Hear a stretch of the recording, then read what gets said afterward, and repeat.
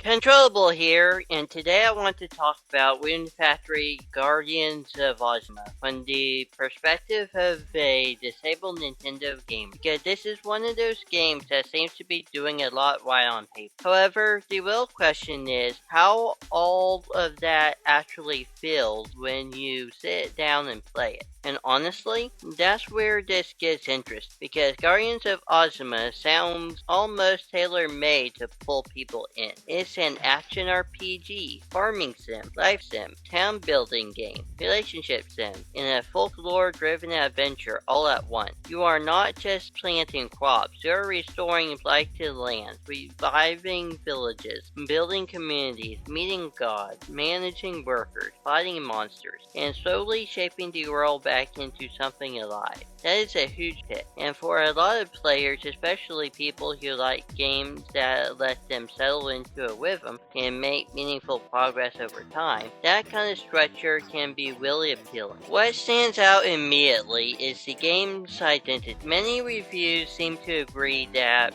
Azuma has a very strong Japanese-inspired personality. The seasonal villages, the folklore influence, the visual themes, the festivals, the character designs, the voice acting, all of that gives the game a stronger sense of place than a lot of farming life sim get. That matters to me because atmosphere is not just decoration. It shapes comfort, motivation, and clarity. If a world feels distinct, readable, and emotionally inviting, it becomes easier to stay engaged with it, and Guardians of Azuma seems to understand that. Spring looks like spring. Autumn looks like autumn. Each village feels like it carries its own mood and visual language. That kind of thematic clarity is not just pretty, it helps the world make sense faster. And that leads into one of the game's biggest strengths. It seems built to keep you moving. A lot of people describe this as a Rune Factory that integrates its systems more cohesively than past entries. Instead of feeling like a pile of separate mechanics awkwardly sitting next to each other, farming, village development, relationships, exploration, and progression all seem to feed into each other. That's important. For accessibility and player comfort, one of the biggest barriers in a game like this is when every system feels like it's demanding your attention separately. When the game asks you to juggle farming, crafting, combat, social links, upgrading, exploration, and quest management without giving those things a shared rhythm, it can become mentally exhausting fast. Guardians of Azuma seems to do a better job than some previous Rune Factory games at making your actions feel connected. If you build up the village, you get more people. If you get more people, they can automate more tasks. If they automate more tasks, you can have more space to focus on exploration, story, and bonding. That kind of loop can be really satisfying. And I think that is where this game becomes especially interesting from a disabled player's perspective. A lot of farming sims and life sims can create friction through repetition. Not a challenge, just repetition. The same chores, the same steps, the same daily maintenance over and over again. What Azuma seems to do is reduce some of that friction by letting villagers take over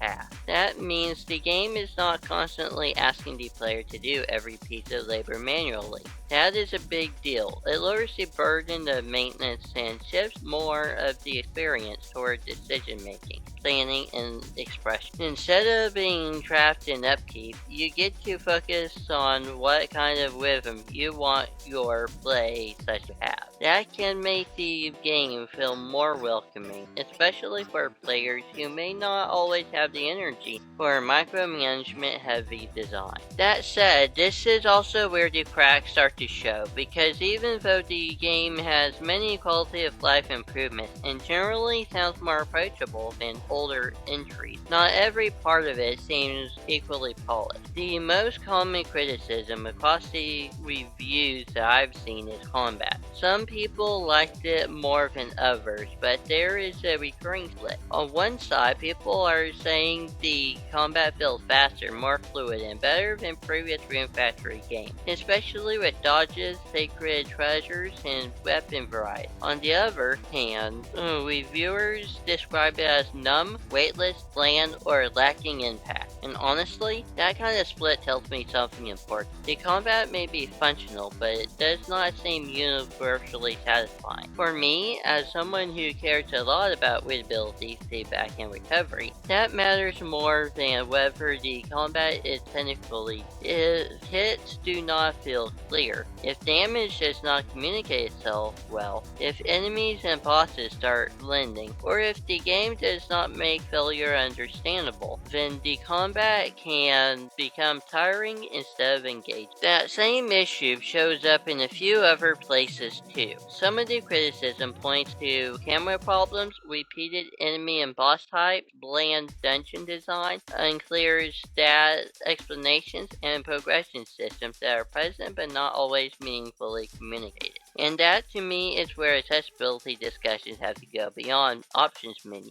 Because a game can have a lot of content, a lot of freedom, and even decent performance, but if it does not clearly teach the player what matters, then friction starts building in quiet ways. If the game does not explain what a stat really does, that is friction. If the camera gets confused in combat and shows you the inside of a wall or cliff, that is friction. If the post-game direction feels vague or the systems feel undersigned, that is friction. And those moments do not always sound dramatic when listed out in a review, but when you stack enough of them together, they start shaping the overall experience in a major way. I also think the switch and switch to angle matters here. One of the biggest concerns about the Rune Factory series has been performance, especially after Rune Factory 5.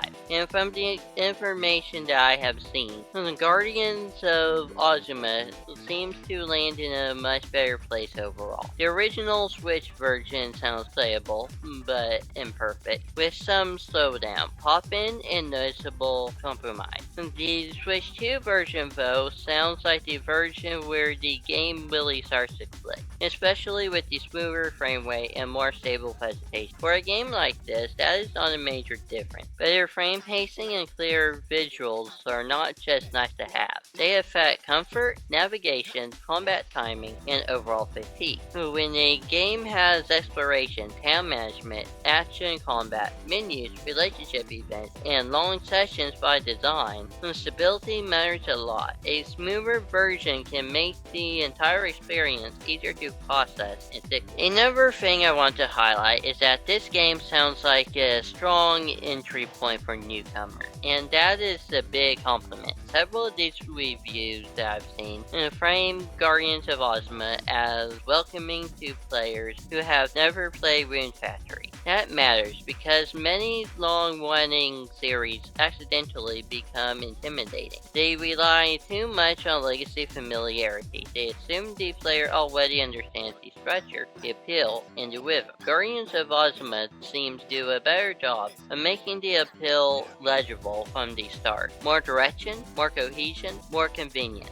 more visible payoff. As a disabled gamer, I always pay attention to whether a game wants to bring people in or test whether they already belong there. This sounds more like the former, and that is just a strength. Now, I do think it is important to talk about what kind of player this game is best for, because that seems to shape a lot of the review differences. If you come to Guardians of Azuma wanting hard-hitting action combat, intricate RPG buildcraft, deeply reactive dungeon design, or incredibly layered systems, this may not fully satisfy you. Some of the criticism makes it sound like the game hints at more complexity than it actually delivers. But if you come to it wanting a game that blends many enjoyable systems into one colorful progression-heavy community-based experience, there is a good chance this will land much better. In other words, the appeal may be less about any single mechanic being best in class, and more about the overall lifestyle of the game. Restored land, building town, meet the people, progress the story, improve your setup, and explore a little more.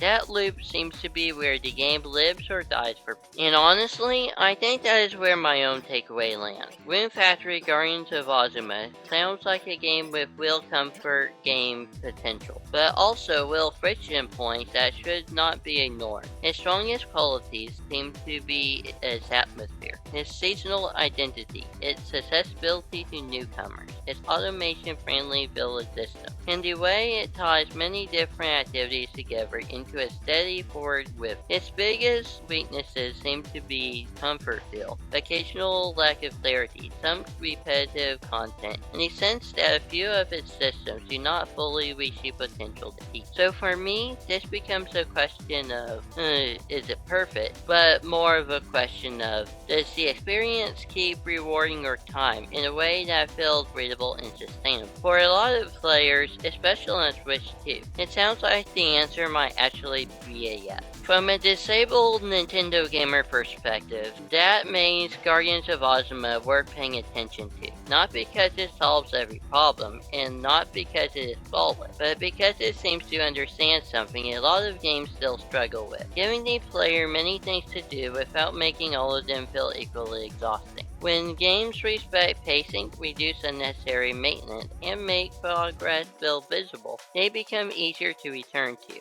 and returnability matters, especially for players whose time, energy, or focus may not always be consistent from day to day. So overall, I'd say Rune Factory Guardians of Azuma looks like one of those games where the experience matters more than the pit bullet point. If the world clicks with you, if the rhythm of restoring villages and building relationships feels satisfying, and if the smoother performance on newer hardware helps remove enough friction, I can absolutely see why so many people have called this a strong entry point, and one of the more enjoyable Rune Factory experiences in years. But if you need combat to feel sharp, progression to feel deeply expressive, or systems to explain themselves clearly at every step, you may notice the rough edges a lot faster. CtrlAble here, and that's my dissection of Rune Factory Guardians of Azuma as a disabled Nintendo gamer. If you played it, let me know. Does Azuma feel like a meaningful step toward for Rune Factory, or does it still leave too much friction in the experience? And if you're new here, remember, gaming should include everyone.